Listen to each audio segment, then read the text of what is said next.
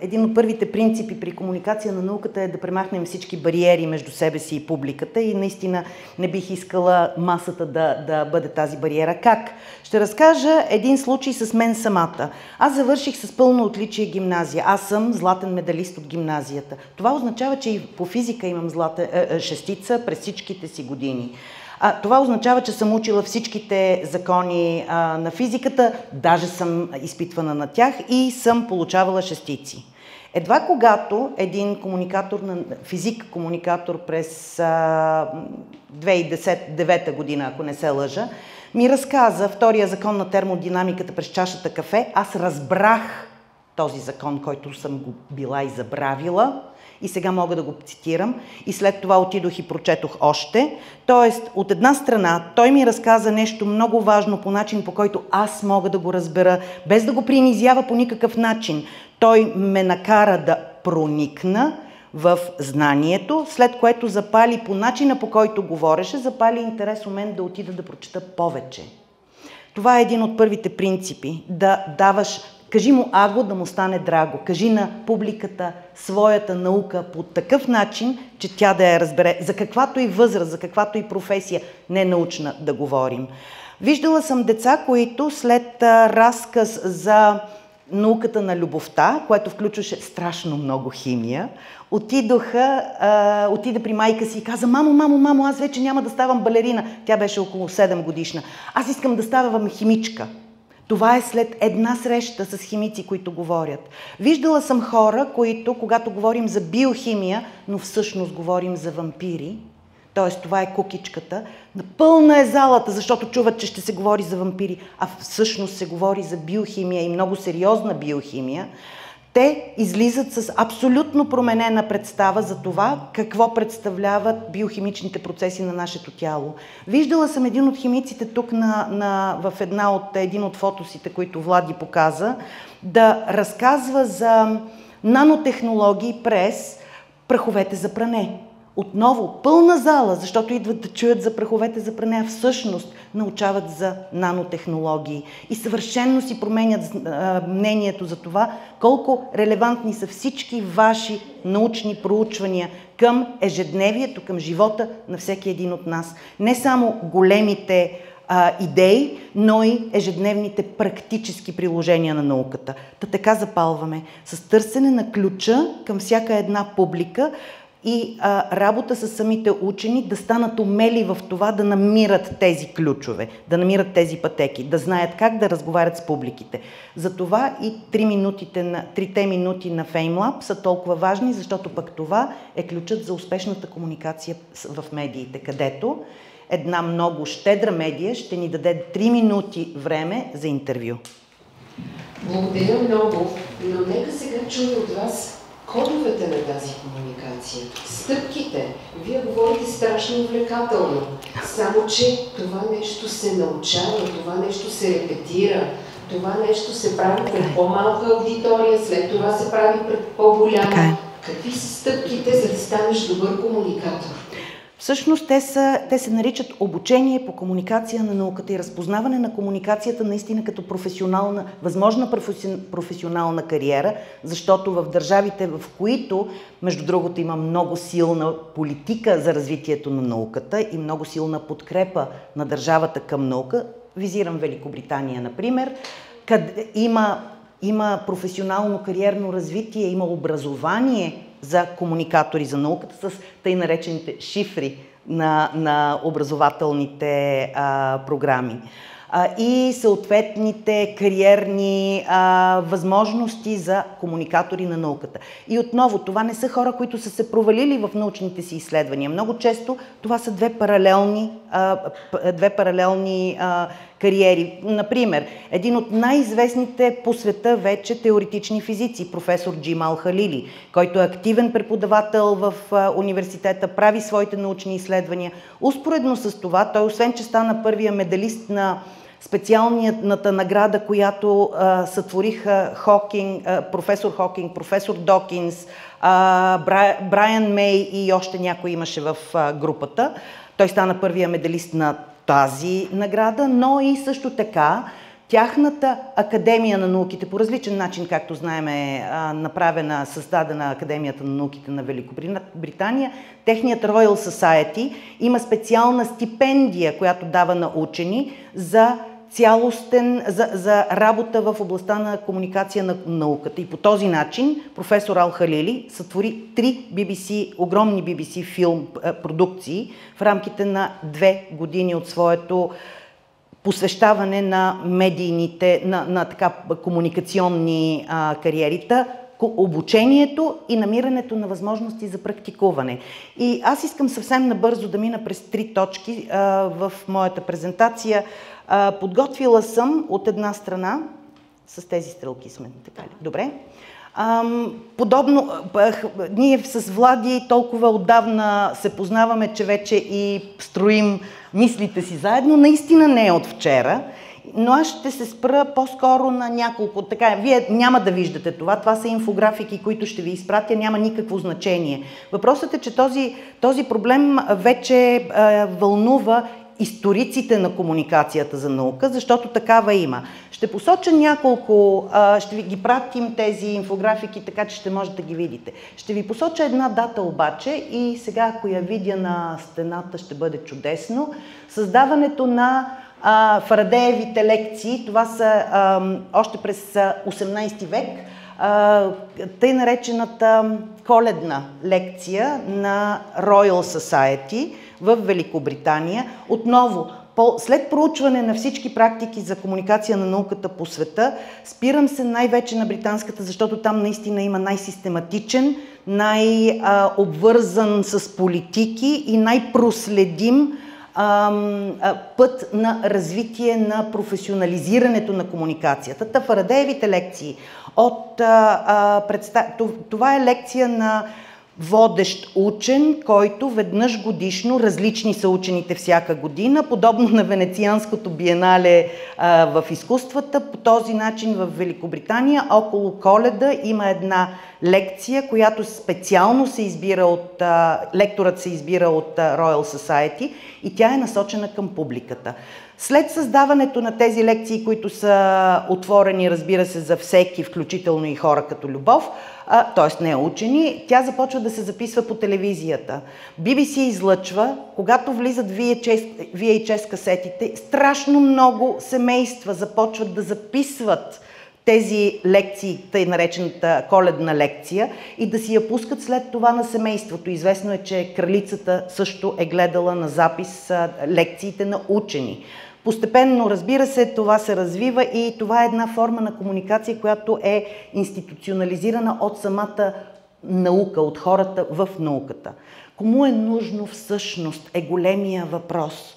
И аз претендирам, че не ми е нужно само на мен като гражданин и като човек, който съм си обещала и съм дала публичен обет, че по каквито и да било въпроси, които държавата ми задава, за които трябва да гласувам публично за мнението си за или против това или онова, аз отказвам да гласувам. Ако проблемът е свързан с наука и в панела, който разказва за и против и се опитва да ме убеди, няма учен. Това е гражданската ми позиция. Бих искала да стигнем до нивото, в което всички ние гражданите да сме тези, които имаме такива позиции, защото ние ще сме тези, които заставаме зад вас и изискваме и настояваме от ваше име, лобираме за това науката да бъде видима, да бъде част от дискурса, защото науката е част от решенията на абсолютно всички политически дневни редове, които виждаме навсякъде по света.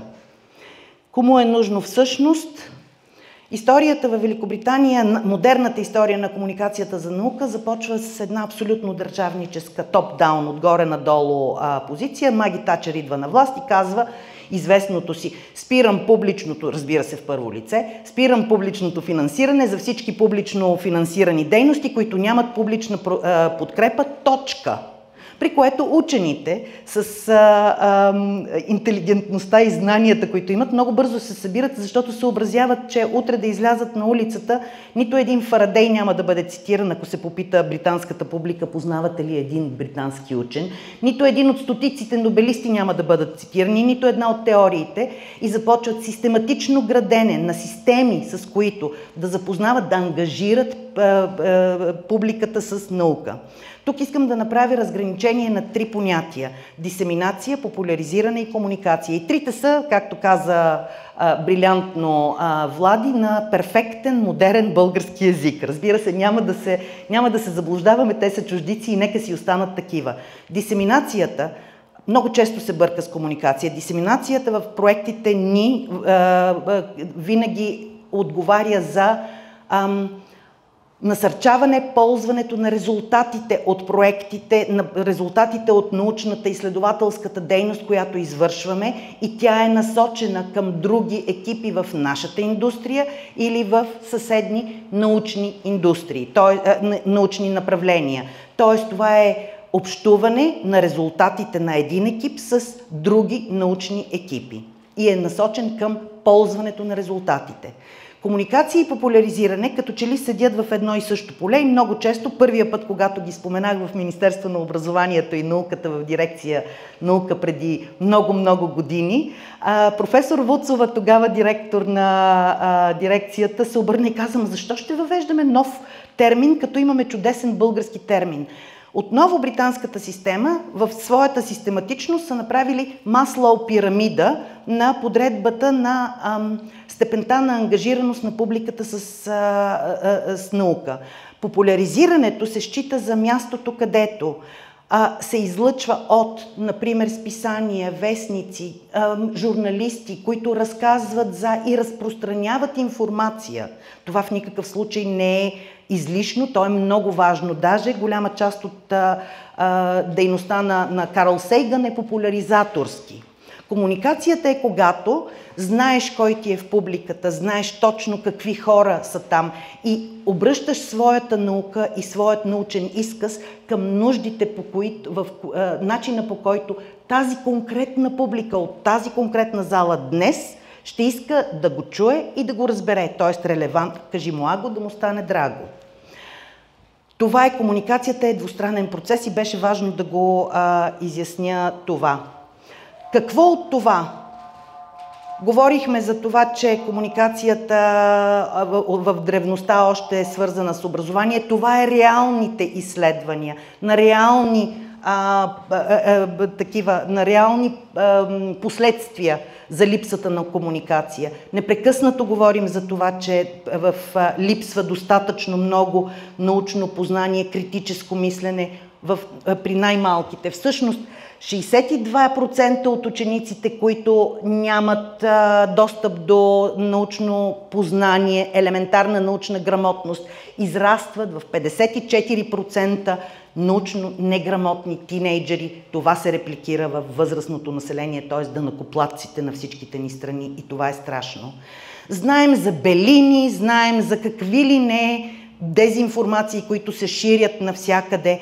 Ако липсва гласа на науката, ще даваме все повече възможност за пролиферацията, за разпространението на неверни и откровенно подвеждащо лъжовни твърдения. Критическо мислене може да се изгради единствено и само, когато ролевите модели, ролевите модели са ми по-нататъка, но и това е добре, ролевите модели могат да застанат лице с лице с младите хора. Но и това е начин за създаване на ангажираност по линия на, да кажем, гражданска наука. Какво от това, ако вие не се ангажирате с публиката?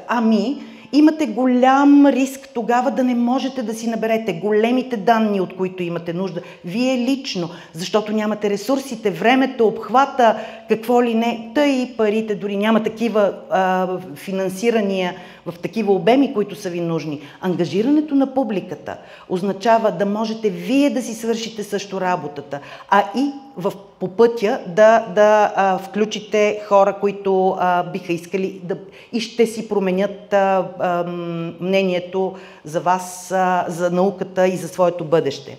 Сега, в България не искам никого да обиждам. Все още не познавам кое е това лице.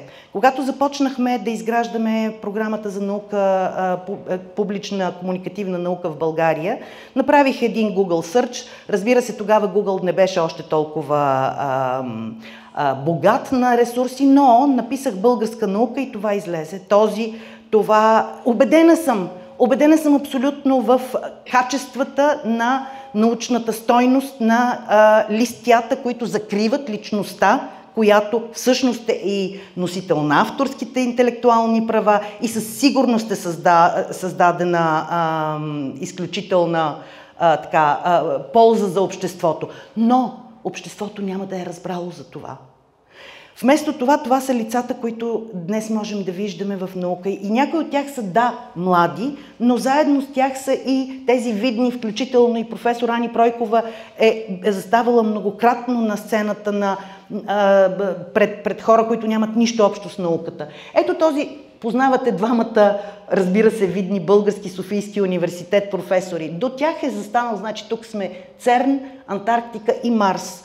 Професорът, който е най-вляво на вашите екрани, е химик-геолог, който е състворил една джаджа, която се намира в момента върху един от Марс роверите. Той разказва с огромно удоволствие върху Марс ровер. Той управлява Марс ровер, събира данни и проби от Марс. И с огромно удоволствие разказва пред деца как е минал неговия път. Тоест и за млади, и за възрастни. Между другото, надяваме се, ако всичко е наред, Джейн Гудол до година да присъства на фестивала лично. Как знаем, че работи? Знаем, че работи, защото през годините толкова са впечатляващи. Искам да ви уверя в едно.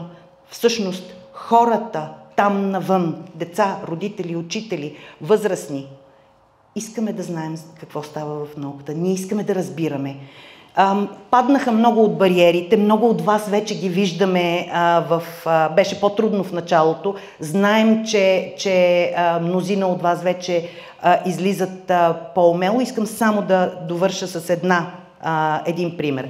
В Великобритания отново публичните средства и така нататък стана практика job description, длъжностните характеристики на учени, заети в публично финансирани институции научни, поне 10% от времето си да заделят за комуникация на науката. Със съзнанието, че всеки има различни умения, различни предпочитания и различни възможности. Едни ще бъдат добри в писането на статии за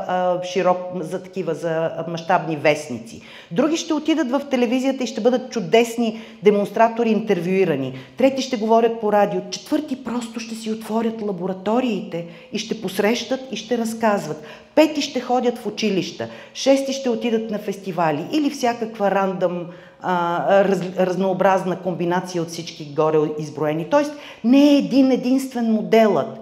Не са само фестивалните дейности в комуникация. Комуникация на науката означава стигане до широка, непрофесионална общественост на различни възрасти, по различни канали и с различен тон на гласа.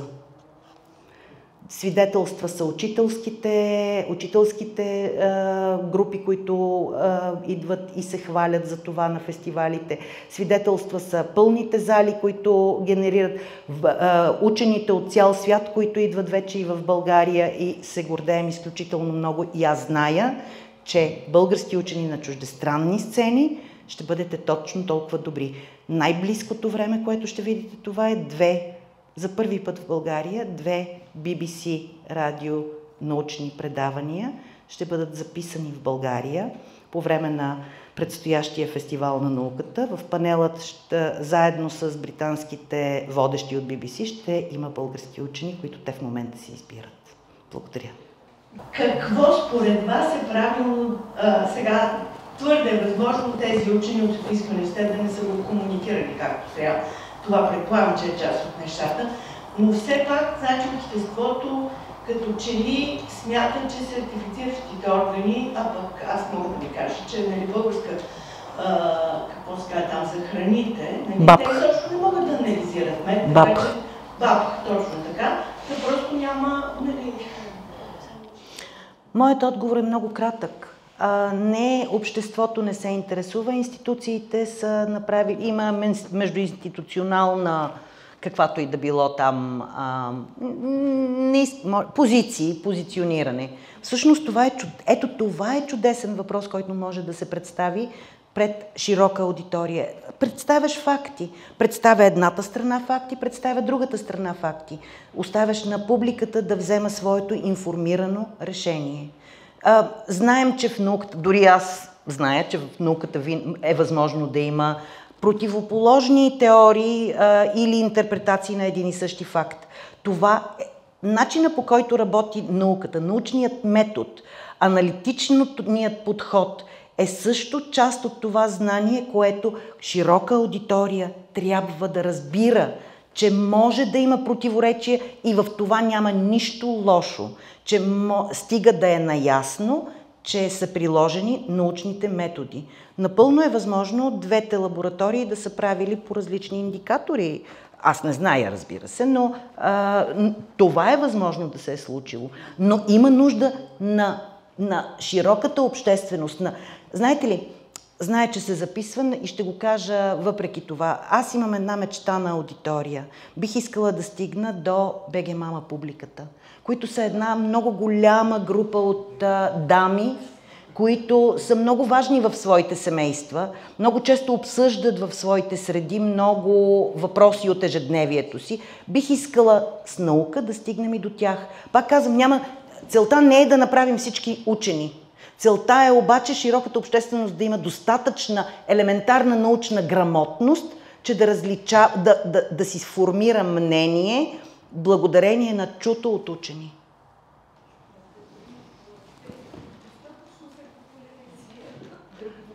Кой? Ама, точно това е, че това не е достатъчно. Аз не мога да се въздържа. Просто има различни равнища. Факт. Равнище на познание, равнището, което е свързано с... Извинявам се, че се намесвам. Просто като специалист по комуникация, ако мога да се нарека така, общуване, ще използвам думата. Има различни равнища. Има равнище на учениците и аз обучавам учители. И просто не мога да се въздържа да не коментирам това.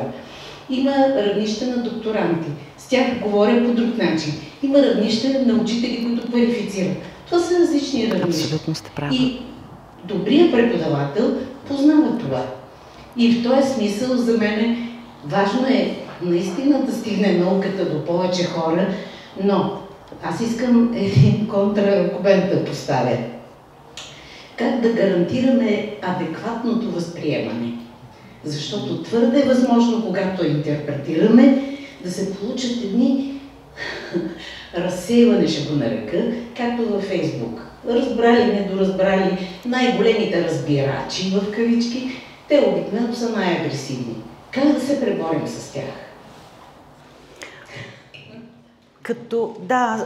Благодаря ви, вие сте абсолютно права за различните нива и за различните подходи. Това е това, което ние казахме. Един е езика, който ще използваме за деца от 1 до 4 клас, съвсем друг е езика, който ще използваме за младежи или за възрастни по една и съща тема. Абсолютно сте прави, нямаме никакъв коментар по това, разбира се.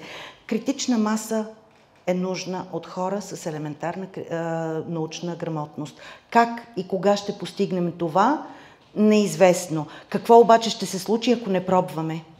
Нали разбирате? Проблемът е, че влизането в Фейсбук коментарите само ще е това, което ще се случи, ако не се чува гласа на учените. Това е моят личен, като най-голям фен на учените, нали, от гражданската от страната на гражданите. Аз бих искала да мога да слушам учени с най-различни мнения. Аз съм тази, която ще отида и средно интелигентен човек и ще си съставя мнение. Но ако не ви чуя, няма да мога да зная това. Аз също искам да допълня. Напълно съм съгласен с позицията, която казахте, и само допълвам, че тук е много важна ролята на медиите, тъй като голяма част от хората по различни причини нямат досег, жива среща с учени. Въпреки че ние се опитваме и то мисля, че успяваме, има фестивали на науката не само в София, вече Пловдив, Варна, Монтана, пътуващ фестивал и много други градове, но все още има много хора, които не са стъпвали в научен музей, не са били на фестивал и това е нещо, което трябва да се промени, вярвам аз, това си моята лична, чисто гражданска позиция. Но медиите са изключително важни, тъй като сега по БНТ, БНР, водещи електронни медии, редовно има интервюта от всички научни теми, както и проблема, който казахте с измерването на това чисто или не е нашето море. Чисто е, да, но трябва да се проверява редовно, така че много добра дискусия стартира тогава. Аз помня и медиите отразиха всъщност много пълно проблема. Така че тук въпроса, който попитахте, мисля, че тогава, когато наистина имаме критична маса от хора, които имат разбиране за това, къде да търсят отговори, а не клипчета в YouTube да им дават насоките за решенията, но това започва от нас като родители, от нас като възпитатели, като учители, като комуникатори. Бих искала да прехвърля и малко отговорността и на учените. Големият ключов проблем в отказа на широка аудитория да чуят, да искат да чуят и да повярват е доверие. Сривът на доверието към науката е международен проблем. Той не е само български проблем. Изграждането, връщането обратно на доверието преминава през Моите компетенции са както в комуникации, така и в междукултурна комуникация. Трябва да познаваш човека, да познаваш лицата, да си разговарял лично, а не опосредствено. Това са все канали за градене на доверие. Тоест, тук искам да прехвърля отговорността и на вас самите, да искате да ставате известни. Не говоря за тази ефтина известност, не ме разбирайте погрешно. Бих искала, моята мечта е, понеже зная, че учените трябва да бъдат ролевите модели, това е като родител и като гражданин и като професионалист, смятам, че това е важно, но също така е важно, според мен, да съзнаваме, че да излизаш с лицето си, с мнението си. Като казвам лицето, не означава единствено и само, разбира се, снимков материал. Моята мечта е след вас да се обръщат хора и да казват: тази учена съм я виждала да говори по телевизията, този учен... Разбирате ли? Познатост, директен достъп, разбираемост на това, което правят.